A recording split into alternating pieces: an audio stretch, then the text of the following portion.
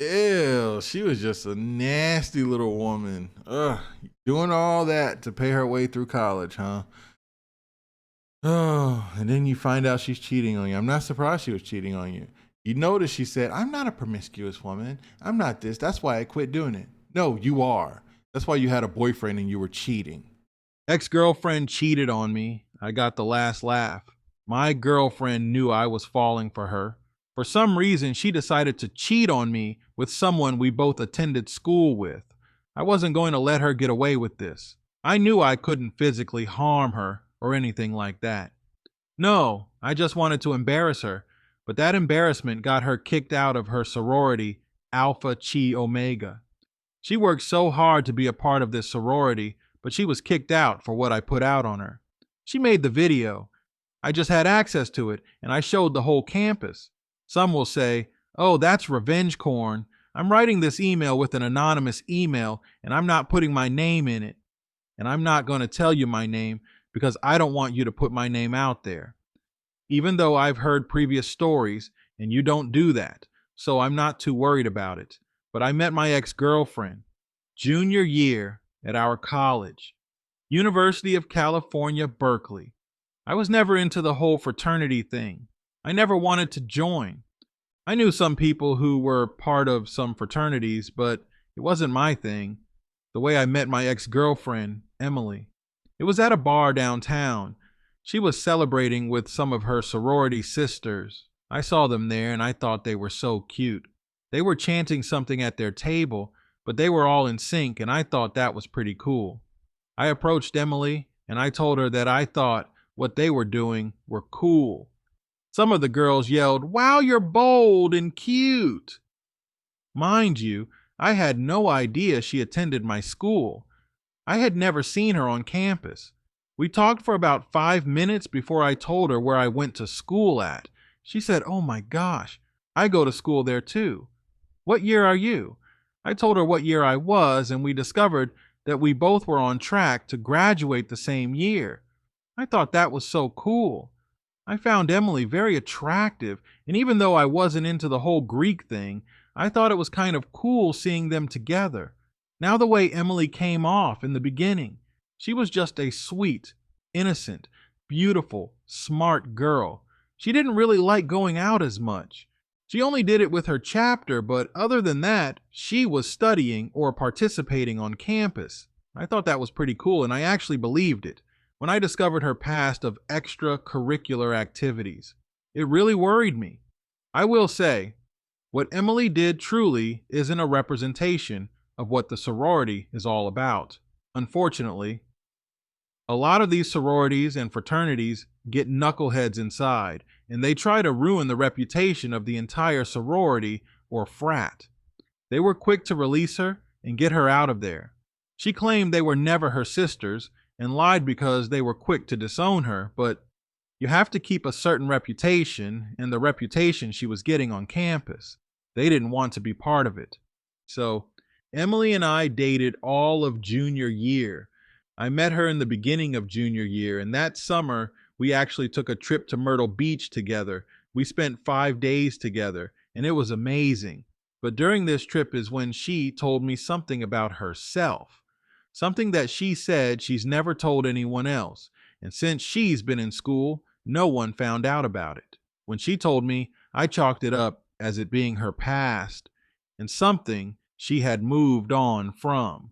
So, the last night in Myrtle Beach, we got drunk in our hotel, having fun, laughing, karaoke, just having a great time after we had sex. She told me she wanted to tell me something.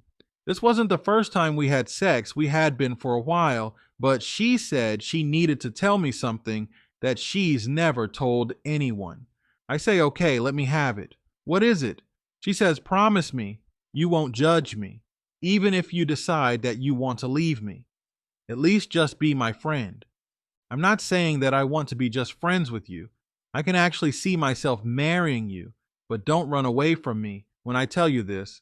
I really felt like I needed to do this, and that's why I did it, but I jumped out of it as quick as possible when I realized this isn't good. I said, oh my gosh, all right, let me have it. What is it? She proceeded to tell me how freshman year in college, she didn't know how she was going to pay for things. She took out a small portion of student loans, and her parents didn't have much money to help her out. Just very little money for food. She needed to make some extra income, so Emily told me she found a friend at the library. This girl was a student at Berkeley as well. She's already graduated. The woman was a senior when she met Emily. So Emily said this girl was telling her how she could make extra money, and she shouldn't be ashamed of it because it's her body, and as long as she's safe, nothing's wrong with it. I said, "What? What did you have to do, Emily?" Emily told me that the girl started telling her about escorting and how she could make a ton of money doing it. The woman showed Emily her bank account, and this woman had thousands and thousands of dollars. She had some cash in the purse. She had gotten that morning from a professor at the school. This woman was telling Emily that she's a very pretty girl and she knows a lot of rich men that would love to be with her. Emily said she thought it was a sugar baby thing, but the woman didn't say it was sugar baby situation. She said it was escorting, point blank. You sleep with men for money. These men have wives. These men are very, very important people. Professors, deans, judges, lawyers, even politicians. I advise you to stick with just those types. Leave the regular guys alone. It's too much trouble. Emily said she was scared at first, but thinking about the money, she just couldn't turn it down. Emily was asking, "So is everything protected?" And the woman told her absolutely. Don't ever do anything unprotected. If anybody's asking you to do that, give them their money back and walk away. It's just not worth it. Emily said, "I don't know the first thing to do. How do I get myself out there? How do I meet these men?" And the woman told Emily, "Well, I'm going to do all that for you. Just stick with me. A lot of the guys I deal with always ask me if I have any other girls, and specifically a younger one, 18 or 19. I think you'd be perfect." Emily said, "So where do I sign up? When do I start?" Emily said the woman asked her if she was on her period at all, and Emily said, "No, that's not for another 3 weeks." The woman told her, "Perfect. You can start tonight. Here's my number.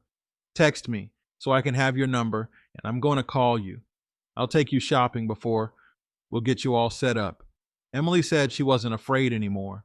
She just instantly trusted this woman. I was just sitting here very intrigued. I thought, wow, the woman I've been dealing with was an escort.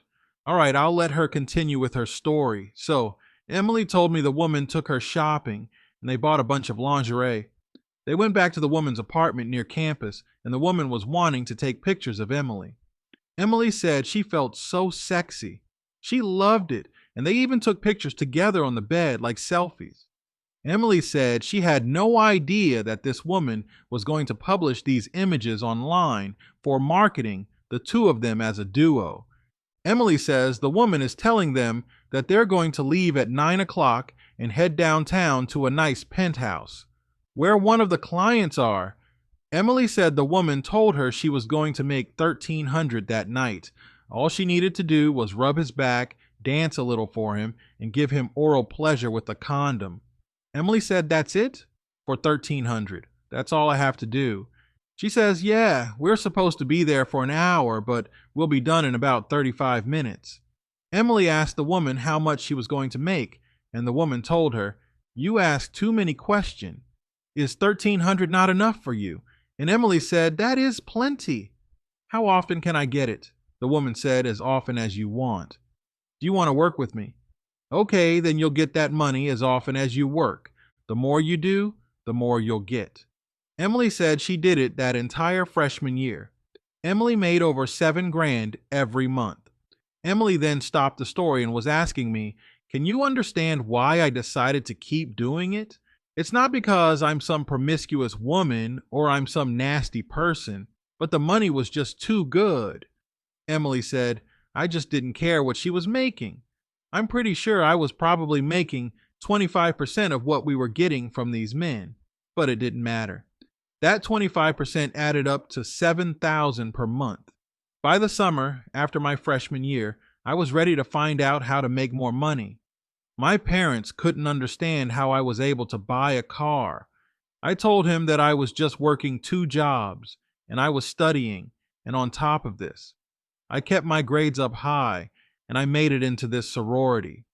I've always wanted to make it into there, but I told no one of my job and what I was doing. Heck, it's freaking illegal. That summer after my freshman year, while everybody was running off to work internships, I lied to everyone saying that I was going to join an internship. I even told the sorority because if I would have told them I was staying in California, they would have asked me to do all types of other things like volunteer, which I didn't want to do. I wanted to go make money. At this point, the woman Emily was working with graduated from Berkeley.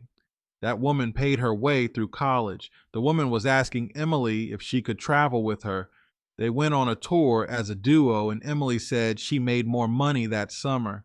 She made double every month that entire summer. She started laughing when she said they came to Myrtle Beach once as well.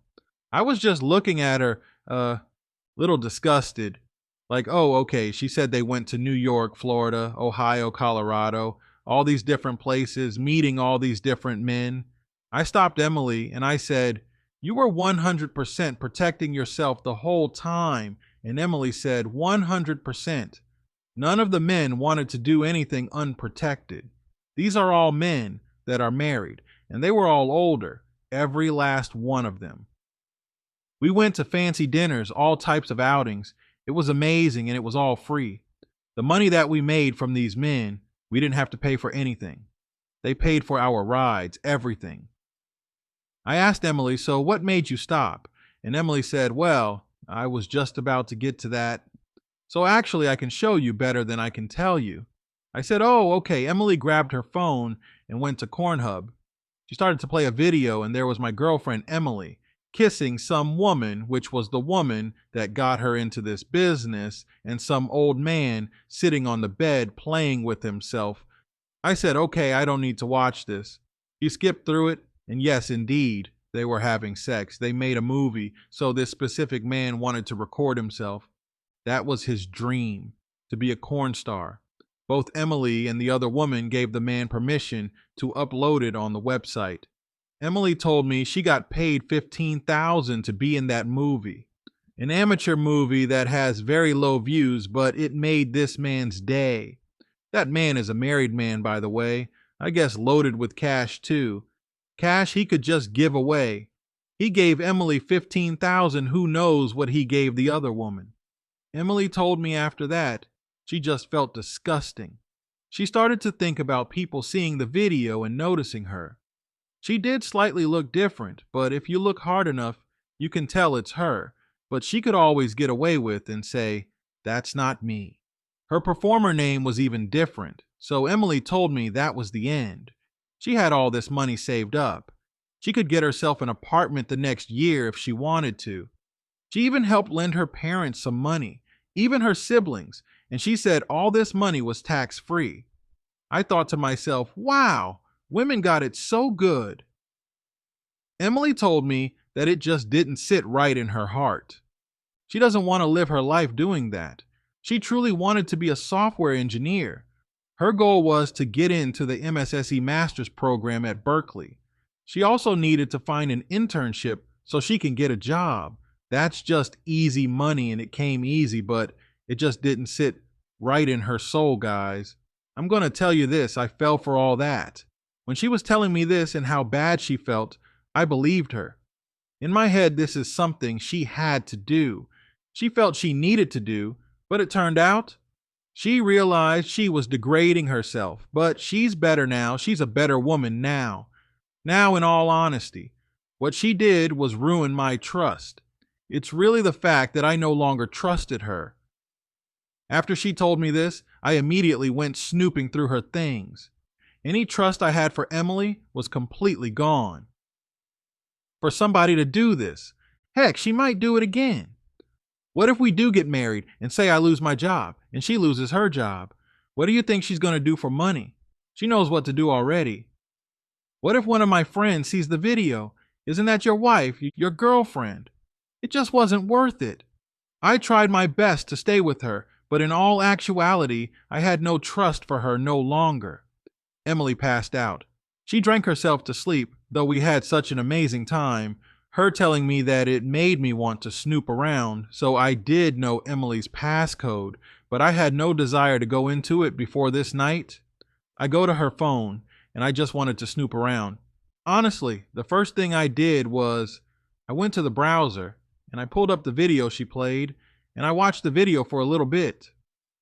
I just couldn't believe she really did that, but that was her. I ended that video, then I started looking through her messages. I see my name there, but I'm not at the top. I'm like 3 or 4. There are a couple girls from her sorority, the sisters, and then there's one guy, Jason. Jason could have been anybody, but after what she just told me, I decided to go through the thread and see who it was. Immediately I see this is somebody she's having sex with while she's in a relationship with me. She's having sex with this guy named Jason back at school. They even messaged during the time we were in Myrtle Beach. So this whole time, she's over here texting, telling me she's talking to her friends or her mother. She was lying to me.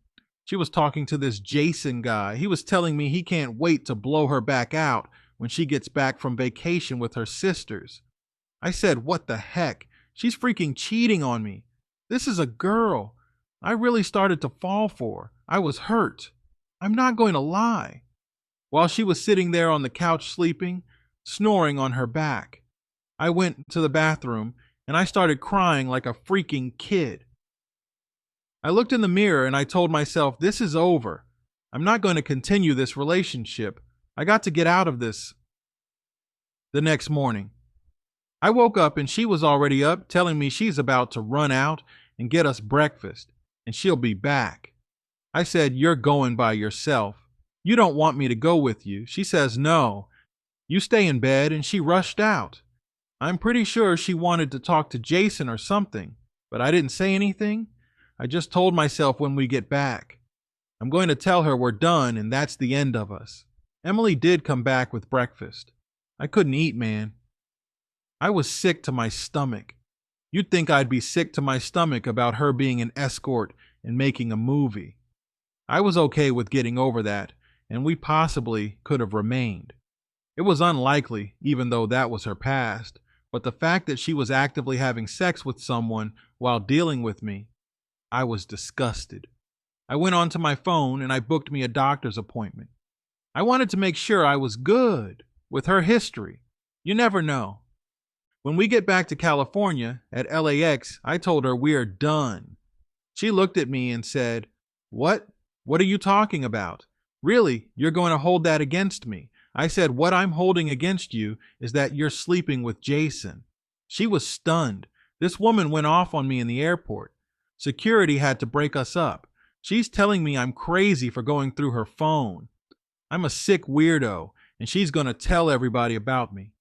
I said, "Oh, really? You're going to tell everybody about me, huh?"